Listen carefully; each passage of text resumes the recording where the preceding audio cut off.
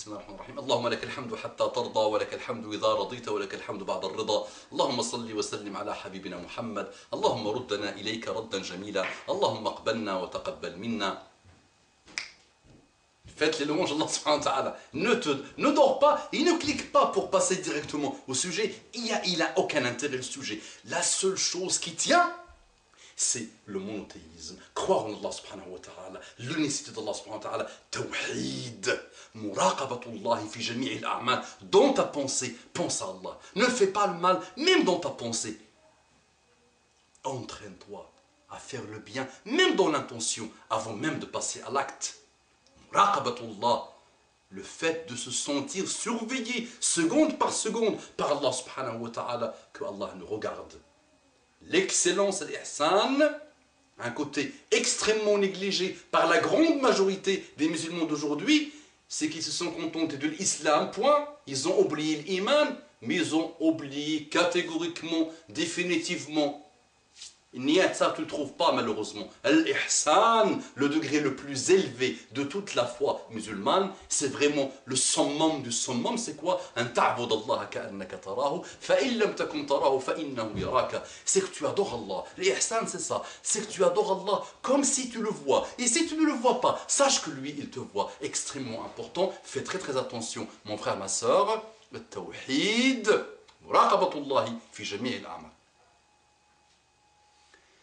صلى الله على حبيبي محمد صلى الله عليه وسلم. اللهم صل وسلم على محمد ما ذكره الذاكرون الأبرار. وصل وسلم على حبيبنا محمد ما تعاقب الليل والنهار. وصل وسلم على محمد وعلى المهاجرين والأنصار. وصل على محمد وعلى صحابته الأخيار. وصل على محمد وعلى أزواجه الأطهار. صل على محمد صلاة تنجينا بها من جميع الأهوال والآفات وترفعنا بها على الدرجات وتبلغنا بها أغلى الغايات من جميع الخيرات في الحياة وبعد الممات. آمين آمين آمين يا رب العالمين.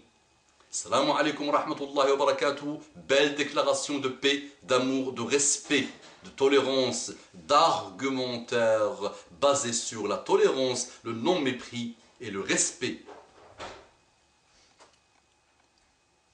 Bonjour mes frères et sœurs en humanité. Qu'Allah vous guide, qu'Allah nous guide, qu'Allah apaise nos cœurs. Je vous aime, Allah subhanahu wa ta'ala. Mes frères et sœurs en humanité, en islam, je vous aime, Allah subhanahu wa ta'ala.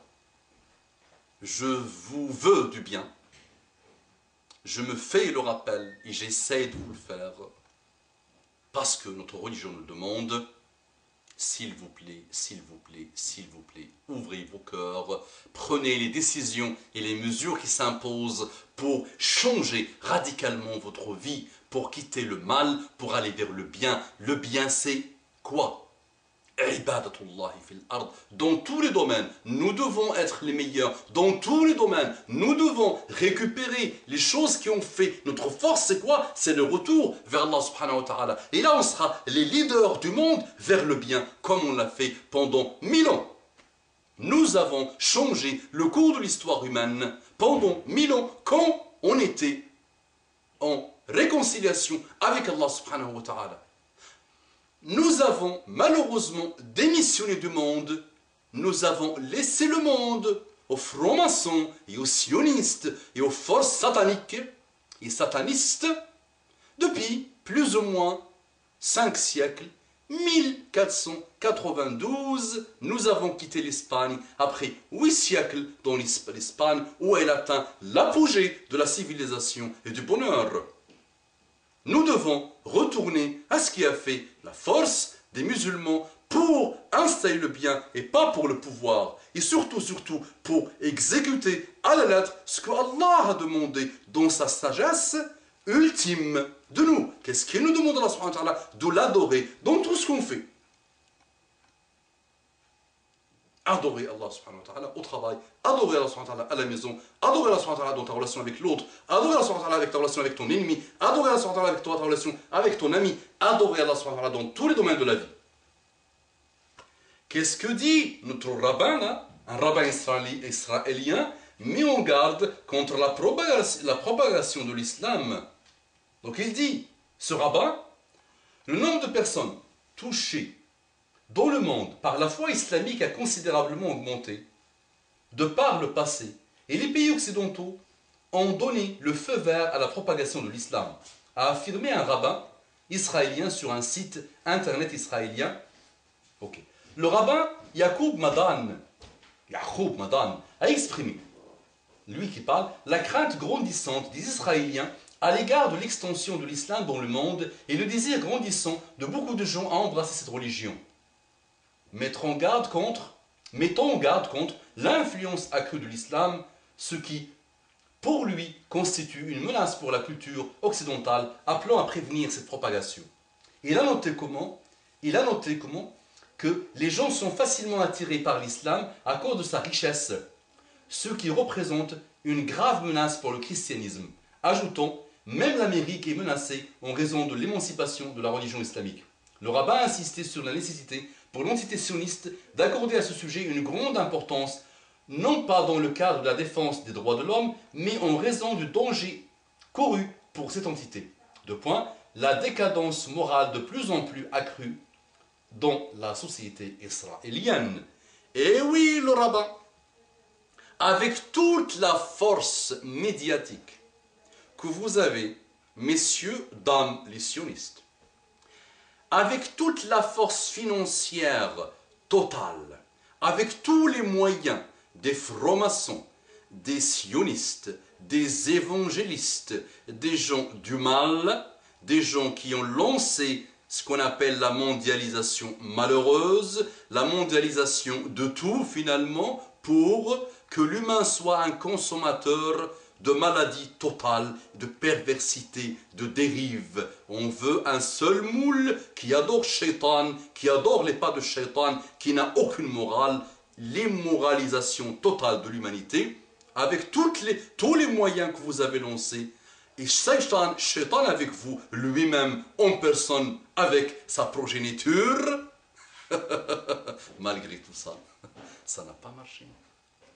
Vous avez gagné quelques petites batailles, mais l'islam régnera, pas grâce aux travaux des musulmans, pas grâce aux musulmans eux-mêmes, parce qu'eux-mêmes ils sont loin en ce moment de l'islam. C'est Allah subhanahu wa ta'ala qui s'est occupé de sa religion. Et c'est vrai, pleurez comme vous voulez.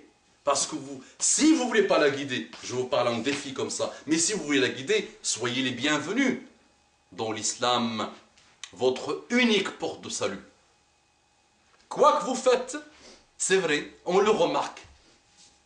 Le monde s'islamise. Et ce n'est pas grâce aux musulmans.